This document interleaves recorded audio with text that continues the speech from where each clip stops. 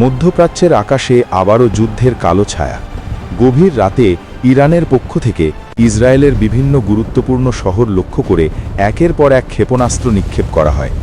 শহর জুড়ে আতঙ্ক ছড়িয়ে পড়ে। বাসিন্দারা দ্রুত আশ্রয় নেন বাংকারে। কেউ কেউ প্রাণ ভয়ে ছুটতে থাকেন নিরাপদ স্থানের খোঁজে। ইসরায়েলি সংবাদমাধ্যম জানায়, বাংলাদেশ সময় সোমবার রাত 1:45টার দিকে নতুন করে ক্ষেপণাস্ত্র নিক্ষেপ করে ইরান। বিশেষ করে দক্ষিণাঞ্চলে সতর্কবার্তা সাইরেন অবিরাম বাজতে থাকে। ইরানের দাবি, হামলায় ব্যবহার করা হয়েছে অত্যাধুনিক হাইপারসনিক মিসাইল, যেগুলো প্রায় অপ্রতিরোধ্য বলে বিবেচিত।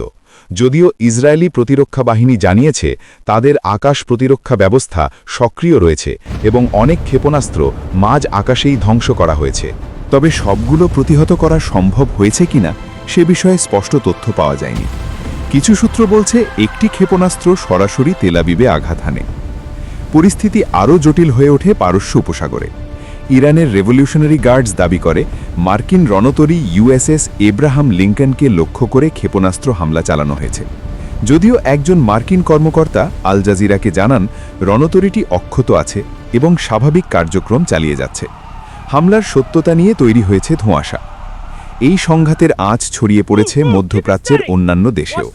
কাতার, বাহরাইন, জর্ডান, ওমান, কুয়েত, সৌদি আরব এবং সংযুক্ত আরব আমিরাতের কিছু বিমানবন্দর, আবাসিক এলাকা ও হোটেলে ক্ষয়ক্ষতির খবর পাওয়া গেছে। মার্কিন সেনাদের হতাহতের খবরও সামনে এসেছে।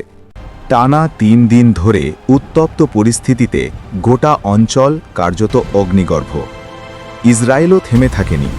সীমান্তবর্তী একটি রেজিমেন্টের সদর দপ্তরে হামলা চালানো হয় বলে জানা গেছে, যেখানে অন্তত 40 জন সেনা নিহত হয়েছে বলে খবর ছড়িয়েছে।